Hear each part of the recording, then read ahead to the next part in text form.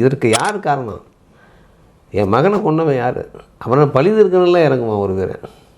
நீ இப்படி ஒரு கொலை மாதிரி நின்று நான் தற்கொலை பண்ணிக்கிறேன் நீ சொல்லுவியா? நீ அப்போ வீரனே இல்லையா அப்படின்னா, நான் வீரன் தான் காரணம் கண்ணா. இன்றைய ஒரு நாள் விட்டுடு, நாளை அஸ்தமனத்துக்குள்ளற இதற்கு காரணமாக நான் கொள்வேன், இல்லைன்னா நான் பையனுடன் சேர்ந்து நானும் சிதையில் வீழ்வேன். நீ அதை தடுக்கக்கூடாது கண்ணா. சரிப்பா, நாளைக்கு உன்னை தடுக்க மாட்டேன், நீ உனக்கு காரணமானவனை நீ பள்ளிதத்துக்கு பிறகு பார்த்துக்கலாம் அப்படின்னு. இப்போ இது முடியும். இதெல்லாம் தர்மம் கேட்டுட்ருப்பார். கேட்டுக்கிட்டு வந்து அவர் ஒரு வேலை பண்ணுவார். இப்போ யாருன்னு சொல்லிட்டாரு தர்மர். ஆமாம், யார் காரணமானவனோ அவன் கொல்லுன்னு சொல்லிட்டான் இல்லைங்களா. இப்போ யார் காரணமானவன் அப்படின்னா ஜெயத்ரதன் அப்படிங்கிறது அங்கே வரும். இதற்கு மூல காரணமாக இருக்கிறோம் ஜெயத்ரதன் தான். ஜெயத்ரதன் எங்களை உள்ளே நுழைய விடவே இல்லை. விட்டு தான் நான் கும்பலாக போயிருப்போம். நாங்கள் உள்ளே போயிருப்போம். உள்ளே போயிருந்தால் அபிமன்யை காப்பாற்றுவோம், நாங்கள் வந்திருப்போம் அப்படின்னு சொன்னவொடனே, அப்போ இதுக்கு ஜெயத்ரதன் தான் மிக முக்கியமான காரணமாக. அப்போ சொல்லுவேன், நாளைக்கு சூரிய அஸ்தமனத்துக்குள்ளே ஜெயத்ரதன் கொள்வேன் அப்படின்னு சபதம் போட்டு அது முடிச்சிடுறாங்க. முடித்தோடனே இப்போ தருமர் தனியாக உட்காந்து ஆலோசிப்பார். இவ்வளோ பெரிய சோகம் நடந்திருக்கு. தருமனுடைய நியாய தர்மங்கள் நம்ம ஏற்கனவே பல முறை பேசியிருக்கோம், இந்த விஷயத்தையும் பேசியிருக்கோம். அதனால் இந்த இடத்துல பேச வேண்டிய ஒரு கட்டாயம் இருக்குது. ஏன்னா இது ஜெயத்ரதன் பகுதி அப்படிங்கிறனால. அதனால் என்ன பண்ணுவார்னா, தர்மர் நாலா பக்கமும் யோசனை பண்ணிவிட்டு, நமக்கெல்லாம் இருக்கிறது ஒரே ஒரு தங்கச்சி துச்சலை. துச்சலையோட கணவன் தானே. துரியோதனனுக்கும் ஒரே தங்கச்சி தானே, அவனுக்கும் தங்கச்சி இவங்களுக்கும் தங்கச்சி தான், எல்லாம் பங்காளிகள் தானே. அதனால் இப்போ இந்த ஜெயத்ரதனை அர்ஜுனனை கொள்றதுனால தங்கச்சி விதவை ஆகிடுவான். அது 100 பேருடைய 105 பேருடைய சகோதரி இந்த மாதிரி விதவையாரும் சரியாக வராது. அதுக்கு அர்ஜுனனை இழந்தால் கூட பரவாயில்ல, அர்ஜுனன் இருந்தால் இறந்துட்டு போகிறான், நாங்கள் எங்கள் தாய்க்கு 3 பேரில் ஒரு ஆள் இல்லை அப்படிங்கிற மாதிரி ஆகிடும். அதனால் ரொம்ப யோசனை பண்ணி பீமன்ட்ட சொல்லுவார், பீமா நீ போய் துரியோதனன்ட்ட போய் சொல்லு. என்னப்பா அவன் இருக்கிற ஏற்கனவே டென்ஷனில் இருக்கான். துரியோதனன்ட்ட போய் அப்படின்னு அவன் இதுவாக சீறிட்டு இந்த மாதிரி அங்கே எதிரி போய் என்னை போய் சொல்லு அவன் அப்படிங்கிற மாதிரி அவன் இருப்பான்.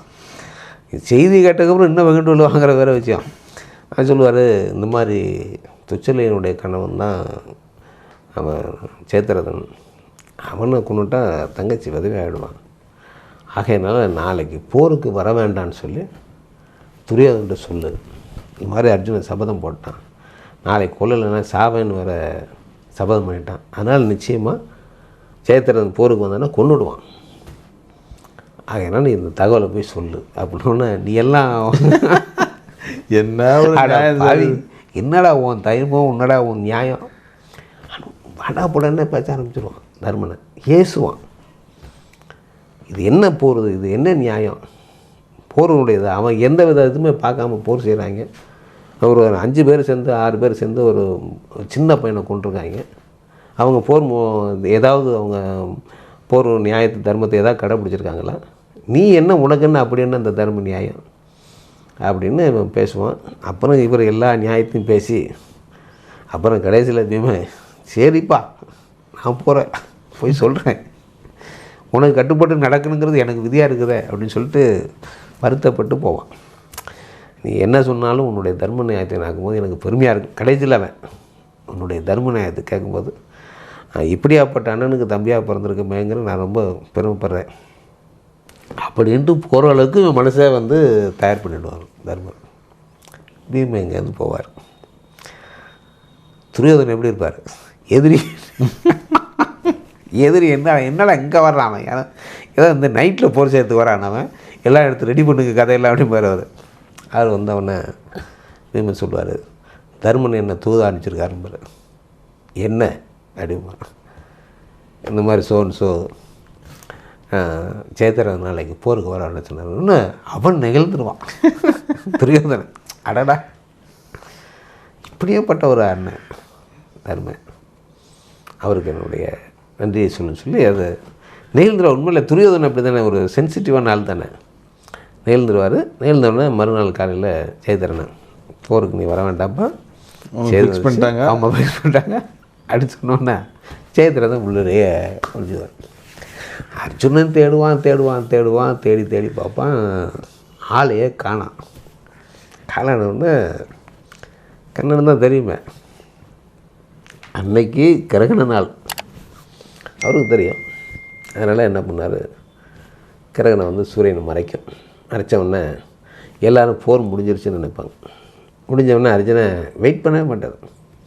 மூட்டுங்க அவனை கொல்ல முடியல இன்றைக்கி சூரியாஸ்தமனத்துக்குள்ளே, அதனால் நான் வந்து தீ குளிக்கிறேன் சொல்லி சொல்கிறார். உடனே கண்ணன் சொல்லுவார், கொஞ்சம் பொறுப்பாம்பார், சொன்ன சொல் மாற மாட்டான் அப்படிங்கிற மாதிரி. சரி ஒரு 3 முறை வலம் வா அப்படிம்பார். அர்ஜுனன் 3 முறை வலம் வருவான். அங்கே என்ன நடக்குன்னாக்க, இந்த மாதிரி அர்ஜுனன் வந்து தீக்குள்ளே குளிச்சு சாக போகிறான் அப்படின்னு சொன்ன உடனே ஜெயத்ரதன் ஒரு மலை மேலேருந்து அதை நான் பார்த்தே அப்படிப்பான். இவர் ஒரு 3 முறை வளம் வந்தோடனே இப்போ சொல்லுவார், கண்ணன் சொல்லுவார், அர்ஜுனா உன்னுடைய வில் ஆற்றலை கடைசியாக ஒரு முறை நான் பார்க்க விரும்புகிறேன், அதனால் வில்லு எடுத்து அம்பு தூடு அப்படிம்பார். சொன்ன உடனே இந்த நேரத்துலையும் உனக்கு இப்படி ஒரு ஆசையா அப்படிங்கிற மாதிரி அவன் வில்லு அம்பு எடுத்து எங்கே குறி வைக்கிறேன்னு கேட்பான். இப்போ சூரியன் விலகும். அதுவோ அந்த மலையிட்ட ஜெயத்ரதன் நிற்கிறான் பார், அவனுக்கு குறி வைப்பார். அர்ஜுனன் குறி வச்சிருவான். குறி வச்சா கழுத்தோடு தூக்கிட்டு போகிற மாதிரி பண்ணுவான். கண்ணன் சொல்லுவார், உடனே சொல்லுவார், அந்த தலை கீழே விழுகிற மாதிரி பண்ணாத, அது ரொம்ப டேஞ்சர் ஆகிடும். அந்த தலையை அப்படியே அம்புலேயே கொண்டு போய் அவங்க அப்பா ஒரு இடத்துல உட்காந்து தவம் பண்ணிக்கிட்டு இருக்காரு, அவர் மடியில் போய் விழுகிற மாதிரி பண்ணும்பார். அப்போ ஜெயத்ரதன் அந்த அர்ஜுனன் போய் அவங்க அப்பா எங்கே உட்காந்துக்க தேடி பிடிச்சி அவருக்கு மடியில் போட்டோன்னு அவர் தூக்கி கீழே போடுவார், தலை வெடித்து செத்து போயிடுறார்.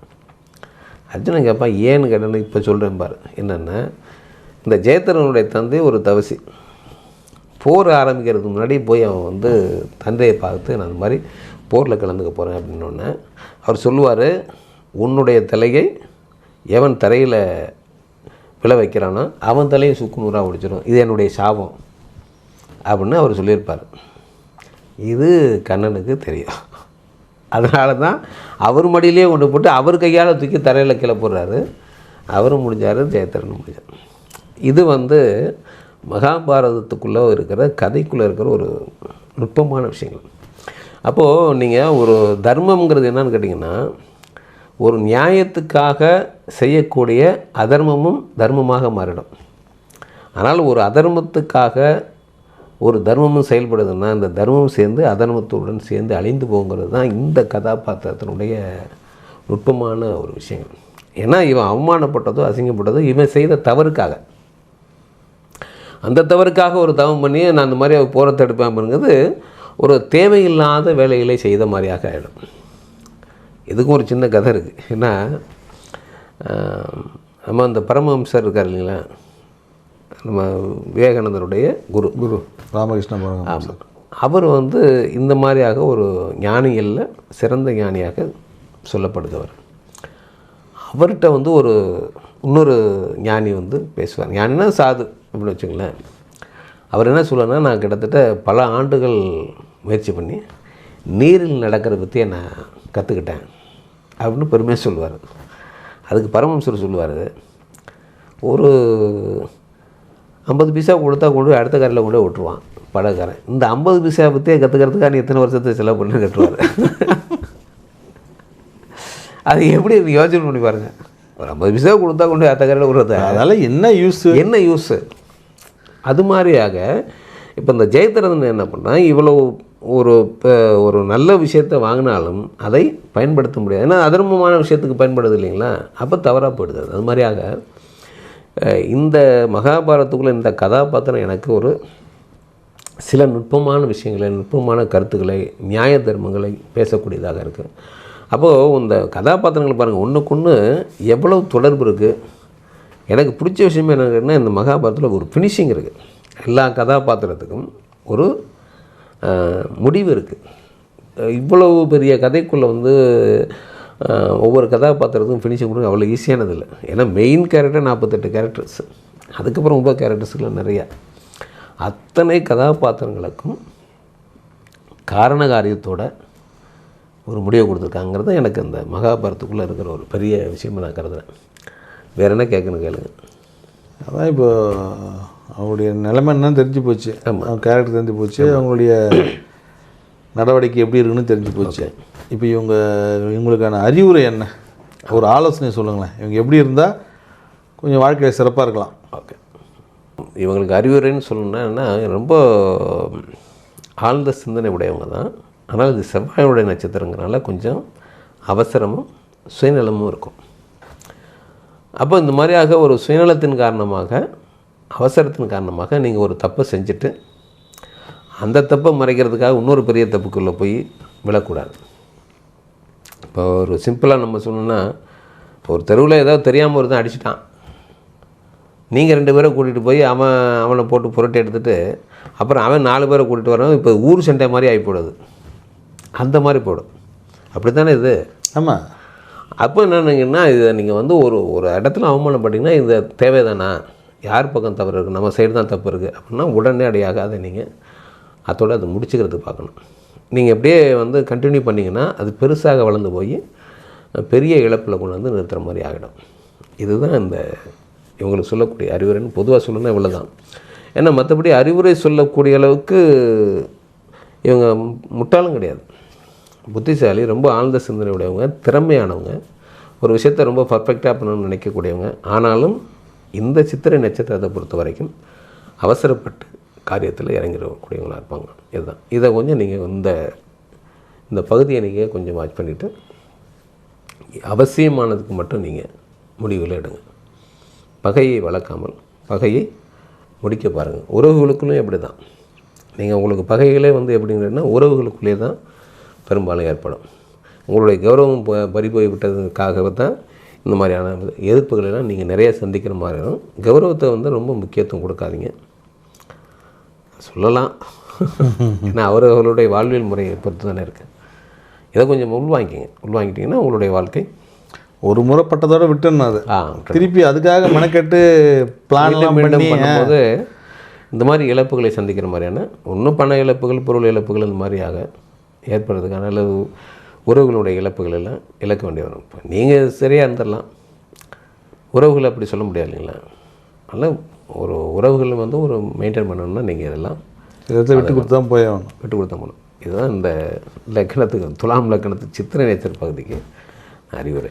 சித்திரை நட்சத்திரம் பகுதி சிறப்பாக முடிஞ்சுது. ஓகே, அடுத்து பார்ப்போம். அடுத்து யார்? சுவாதி. எந்த நட்சத்திரம்? சுவாதி நட்சத்திரம் சார். அடுத்து சுவாதி. அது கேரக்டரு, அது ஒரு பிரம்மாண்டமான கேரக்டர், கதையினுடைய முக்கியமான கதாபாத்திரம் இருக்காங்க. யாருன்னு பார்ப்போம்.